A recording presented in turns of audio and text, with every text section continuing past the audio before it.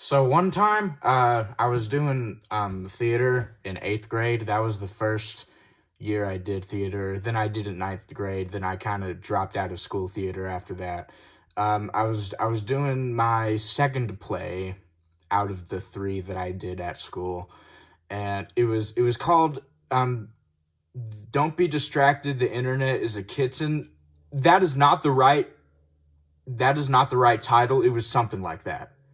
I I don't know. Maybe that was the title. I don't really remember. Anyways, there was this kid in the theater who was, kind of like, I don't know, a little bit scary, I guess.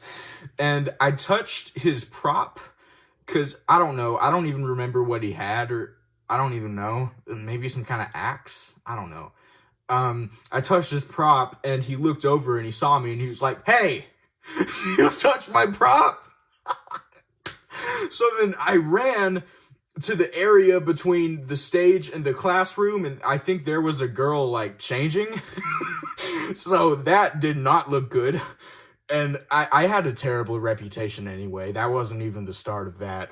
Um, and then I busted out of the other hallway, and then other people started to hear that I touched this guy's prop, and they started to gang up on me, and they were like, "You touched his prop, Clayton!" And then they all started chasing me, literally a whole crowd of people from the class chasing me through the hallway to the main lobby of the school, and there was a vending machine that didn't work. It was like an ice cream vending machine that hadn't worked in like a billion years. And there was like a little part of the wall next to it. So I just hid right there, and no one looked back there. So I was just hiding there, and they were like, "Hey, where'd he go? Where'd he go?"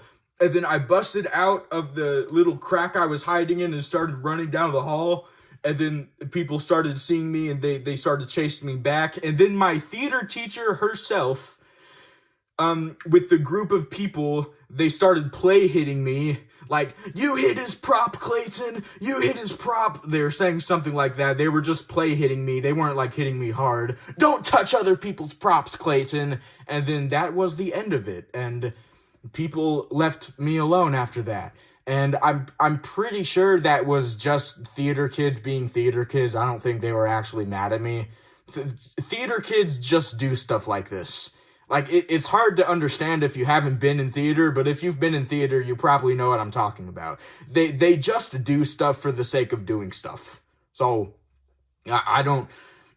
like I said, I don't think a lot of people liked me back then. Like, I'm pretty sure people were taking pictures of me on their phone and spreading it through Instagram and Snapchat and whatnot. And there was also this one girl who, for some reason, I barely ever talked to her whatsoever, and she just started saying hi to me in the hallways with a very, long smile. "Hi, Clayton!" Exactly like that. And I would always wave back, "Hi. Why is this girl talking to me?" And she kept doing this for like years on end. Like 8th, ninth, and 10th grade, I'd say. Like, she was just, "Hi, Clayton," and it tapered off. She did it a lot in 8th grade. Then ninth and 10th grade, it's kind of only an occasional thing. But I think that girl, there's two explanations for that. Either one, she genuinely liked me and she's just a very kind person, or two, she's actually a probably not so good person that hated me for some reason, and they were being extremely passive aggressive. Because I saw when she looked back to her friend, she was like, so I think probably option B there. I don't know. You know what? She also asked me to take a picture of a girl in my ninth grade theater class, and she was like an unpopular girl, and I was thinking, do you think I'm fucking stupid? Of course I'm not doing that. Do you think I'm fucking stupid? I'm not taking a picture of some poor girl so you can bully her. Oh, gosh. Going back to theater, there was something in my 8th grade play, the second one, that kind of really bothered me. There was this kid who, I'm not going to say exactly what it was, but let's just say he was in a very bad mood, right? And he was kind of maybe having a little breakdown, okay? And some people like went to the bathroom to, you know, kind of see what was going on. And some other people like didn't give a shit at all. There was this one kid, he was like a tall kid. I don't know. I don't even remember who, but he was like, I don't care, just scrolling on his phone. And I was like it again, I'm not going to say what it was, but it was a pretty drastic situation, not kind of something that's a little alerting. So I was just kind of like, okay, I guess you really hate them. And like, I think even if you hate somebody like that, if there's a situation like that, it's probably not the most appropriate reaction to have. And it ended up being okay. Nothing happened. But, and then he was talking to the same kid that had that breakdown like they were best buddies. So I don't know. Maybe some people, like, they have a switch on and off. Like, one day they hate you, the other day they like you. I don't think that kid liked me very much. I always tried to talk to him sometimes, and he was always, like, a little annoyed by me. So, I don't know, but that's it for theater. Okay, so one last story. So back in 8th grade, we went back to a science teacher's classroom to help him like move some stuff. He wasn't like a creepy guy. It's not what it sounds like. He just wanted us to like move some stuff or something, and then we helped out. And then he gave I was with another friend, and he gave two of us like Dr. Peppers. So I was walking through the hallway, and I actually like the Dr. Pepper, when I opened it, it just started foaming out. Okay. And we looked over and we saw that same science teacher slowly walking down the hallway, very slowly and menacingly, because I dropped the Coke. So now me and my friend are laughing hysterically because we thought the whole thing was so damn funny, and we just started grabbing paper towels. And I was like, dude, he's coming. And we tried to soak it up. And then when the science teacher actually came up, like, he didn't really care that much. So I guess he wasn't actually like mad. He just looked menacing from the distance. So yeah, that's it's really awkward to end videos when I'm not in skit mode, because then I have to say something like, okay, I guess that's all I have to say, blah blah blah. Oh, you want to see me review the game Namco Museum? It doesn't even work, man. The disc doesn't even work anymore. But when the disc did work, it was awesome. I got to play so many cool games. 0 out of 10 because I don't like the cover. So since I'm doing these talks, I'm doing these like laid back videos because I've done so many skits. It's so hard to do one now. It really is. It's getting to the point where I just don't know what to do. I really don't.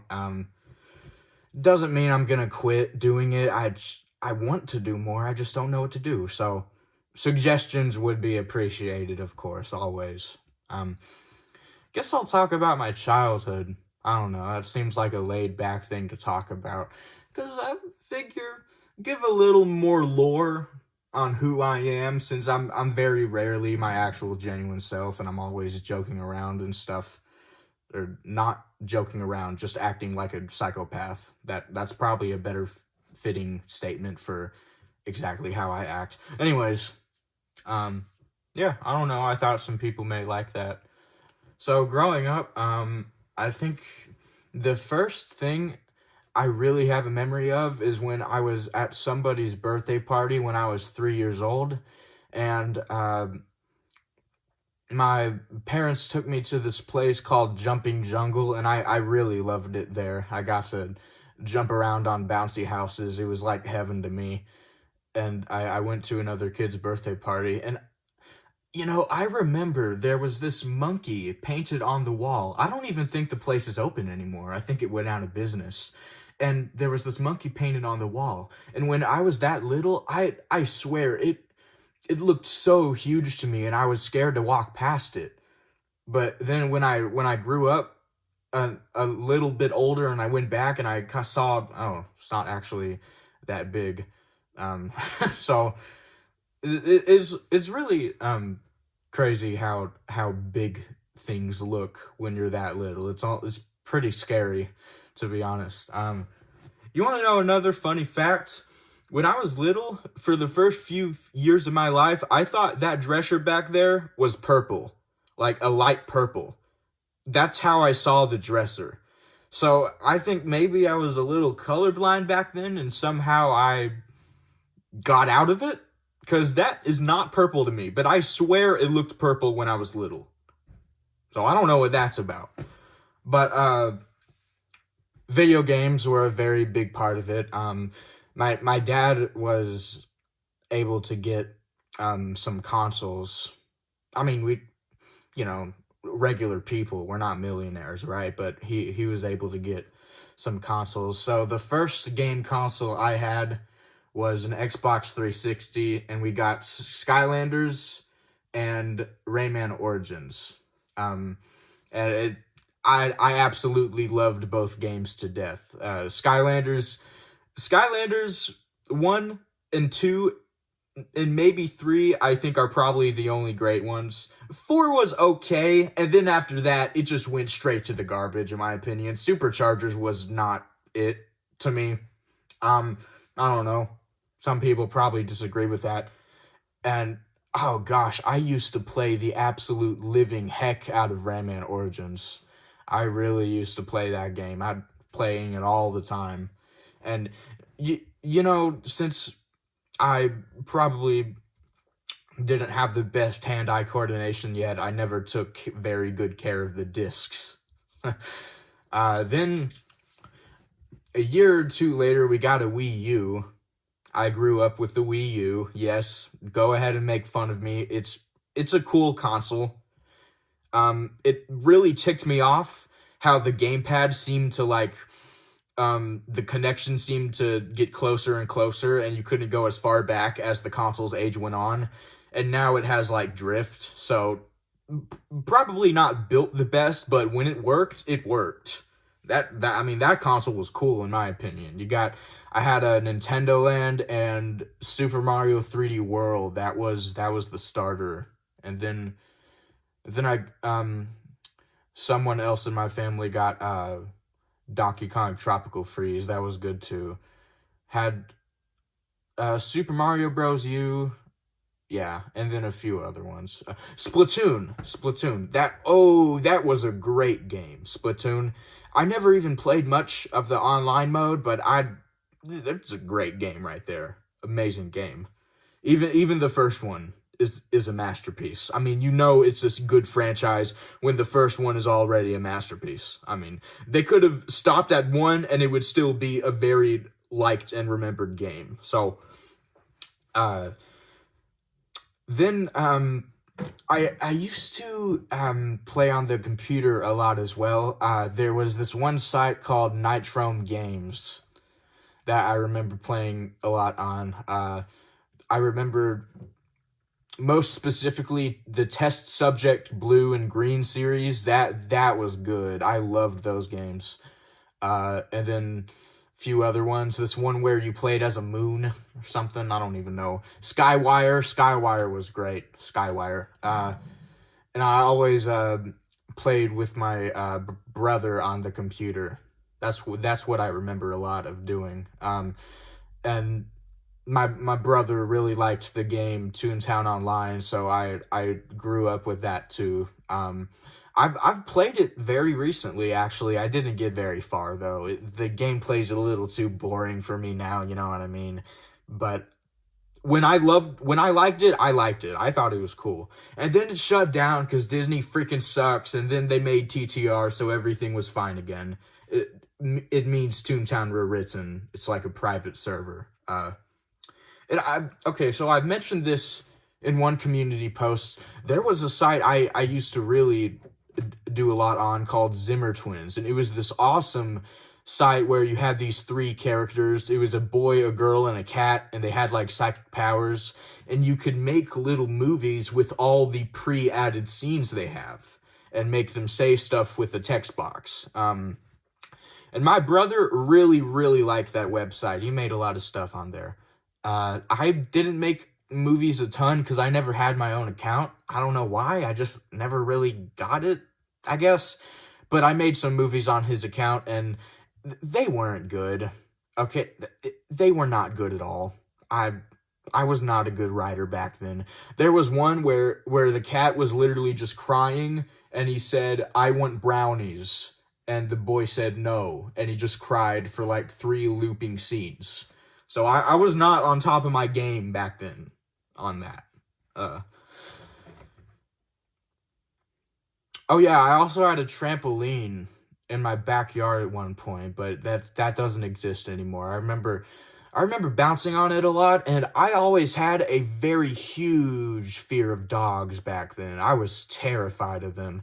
Now, not so much. I've kind of gotten over it, but it's still scary knowing that any one of them could have rabies at any point. I mean, that's a very valid argument right there for people who don't like dogs or cats. I mean, come on. I mean, once you get bit with those rabies, you're done. I don't even think anybody can save you by that point. You're just done. So, I mean, that's one of the scariest diseases, I think. Anyways, I was jumping on the trampoline one time, and there was this dog that, like, made its way and stuck its head out of the fence, and I was terrified, and I was too scared to go back into the house, and I just stayed on the trampoline, and then one of my parents, like, tried to shoo it off or something. I don't know. Okay, I have a very weird memory. So I think I was at a chicken restaurant. Maybe, I don't even know what it could have been. But there was this big, like, play area for little children. And you know how big play areas look when you're that little. It's heaven. It's pure heaven. Being in those things was like the peak of my life back then. I made this one friend in it, and we were just walking through the tunnels, and he had some fictional bear that he made up in his mind, and he was asking me what we should get the bear for his birthday, and I think I said glasses, and I think he said something like he already has glasses. I don't know. And then we made it to the very top, and there was this girl who looked a lot older than me, probably like 6 or maybe even 7, and she was acting like a straight-up dog. She was crawling on all fours and barking like, "Ruh, ruh, ruh." And the other kid abandoned me and slid down the slide. No, wait, no. He didn't abandon me. He told me to come down the slide. I was just too scared to, because she was, like, right on my tail. So that actually wasn't his fault. That was my fault. And the girl backed me up into a corner, and I was sitting on this little thing at the very top of the play area where you could, like, look down and it was, like, see-through.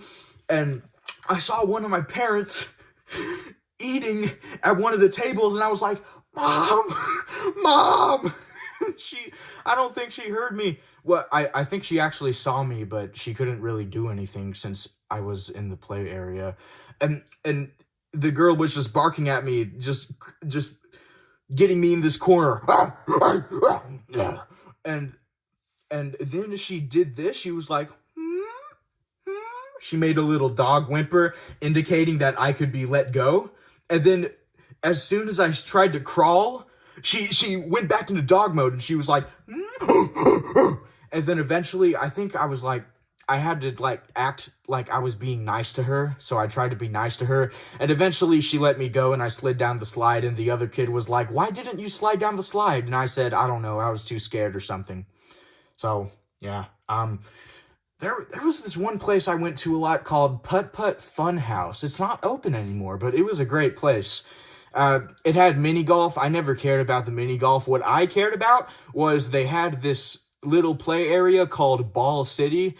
I know that's a stupid name. I know. Don't make a bunch of jokes about that in the comments. Well, you can do that if you want, I guess. I guess I won't be able to stop you. Anyways, it was this big place where it had a big slide, and there was this cannon in the middle that shoot up like these little, I guess, styrofoam balls, and you could just shoot them up into the play area, and it made kind of a loud noise. I remember one time, one of my parents was like frustrated because they wanted to leave and I wasn't obeying, and the reason I wasn't obeying is because I lost my sock, and I was just too scared to like tell my parent that I lost my sock, because I lost my sock somewhere in there, and I could see they were visibly pretty angry.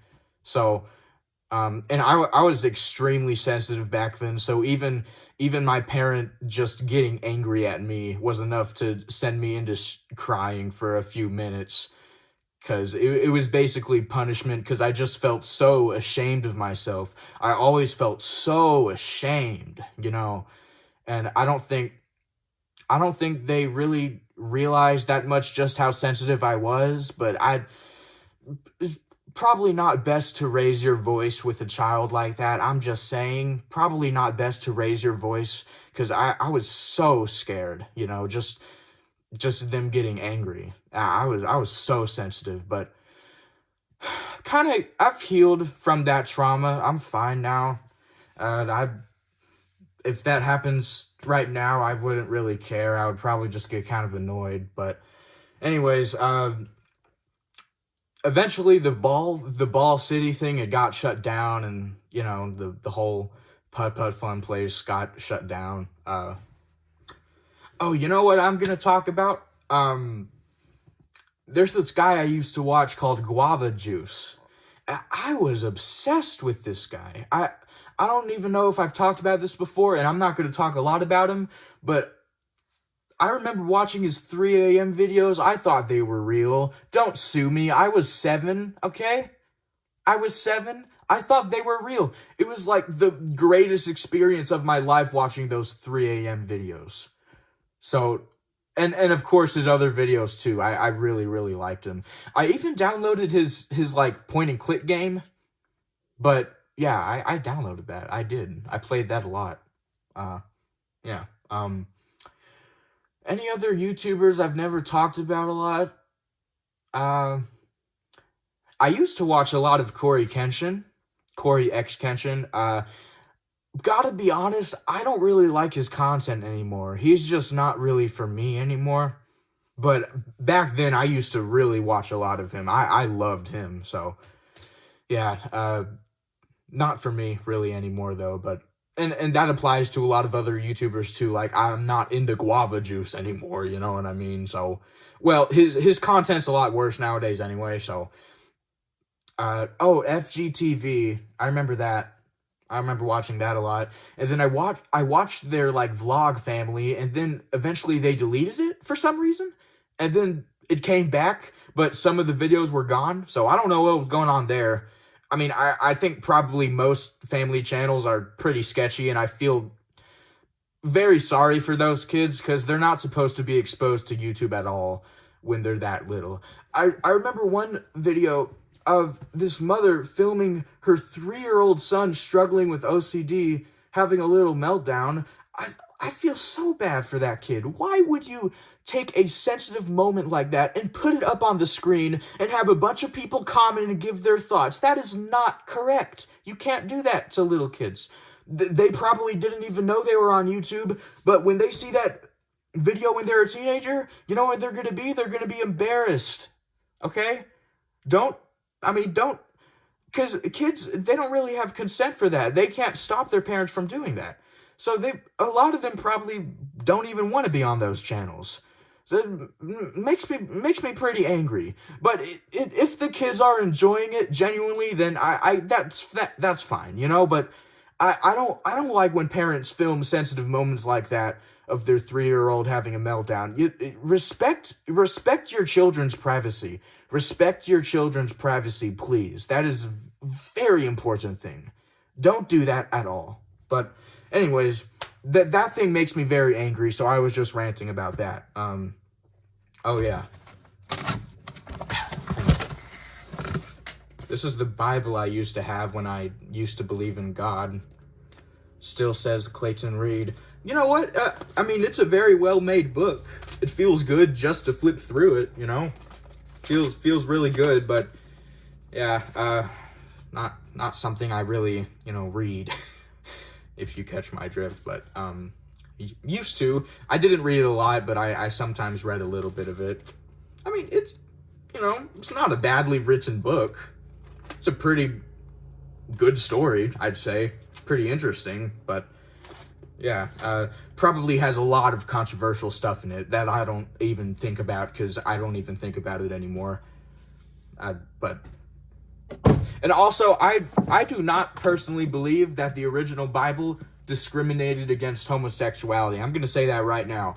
I think that was added in by people later because they hated them for whatever reason. I think that's a very, that's a theory of mine. Because I don't know why a living God would hate a person that they created because they're a certain way. That doesn't make any sense at all. Oh, but you can't give in to the temptations. Oh, I'm being tempted to be myself. Oh, no. That sounds silly to me. I'm not trying to be a Reddit atheist or anything. I'm not trying to go there. But, yeah. That's it. So, how much am I gonna get paid for this video? How much? Tell me right now. Wait a second, this channel isn't monetized. It's never going to be monetized. I guess you'll have to pay me through PayPal. Get out your phone!